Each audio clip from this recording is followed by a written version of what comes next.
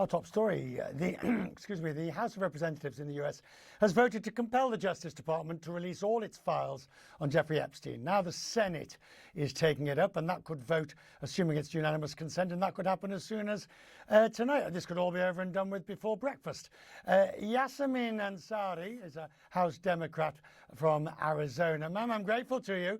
Thank you for taking the time. Busy days, and I'm grateful for your time. Well, look, I mean, one vote against, it was all done and dusted, and it seems as if everybody is now on board. It might have been a tortuous process, but it looks like these papers will now be released. Thank you for having me. Today's vote was extremely important because it meant that every single member of Congress had to go on the record about whether or not they support protecting pedophiles or whether or not they want accountability and justice.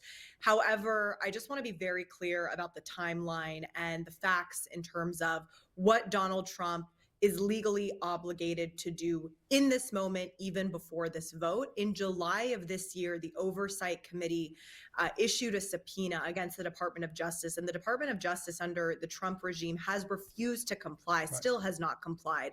So this is an important step. Donald Trump, we will to be determined whether or not the Senate passes this bill and whether or not Donald Trump signs it. But then ultimately, like it is today, it is up to Donald Trump to release these files, and he could do so right now, but has refused to do so. So I just want to make sure that he's not able to gaslight the public into thinking that suddenly he's for accountability. There's still a lot we don't know. Right, but at the end of the day, I mean, I'm looking at tonight, both John Thune and Chuck Schumer both seem to suggest that this is going to go through on unanimous consent. The president has said he will sign it.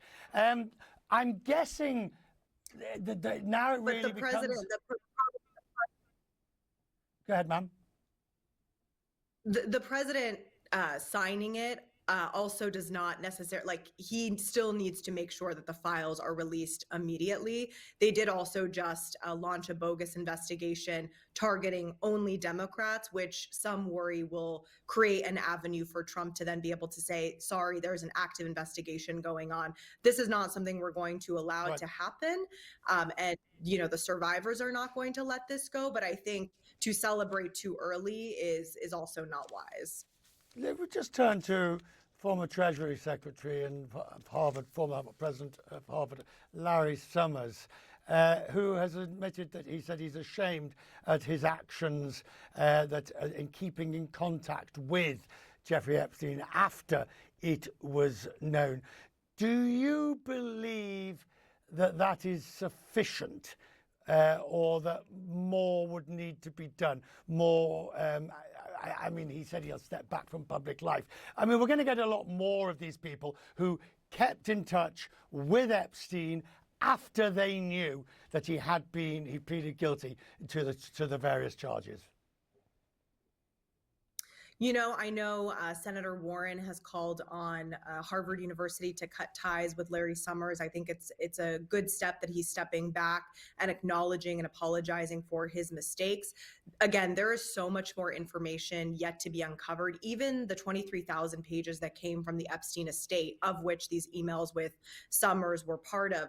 First of all, that is not the Epstein files, but there are a lot more documents that we're still waiting on from the estate in and of itself. Right. And then what the Department of Justice, you know, decades worth of investigations, that's going to be extremely telling in terms of who is implicated and what needs to be done to hold them accountable. You see, one of the things that, having covered this in some detail over the months, we end up with people like the former Prince Andrew, who ends up with an enormous, rightly so, opprobrium on their head. And now we sort of see the attention shifting slightly towards Larry Summers.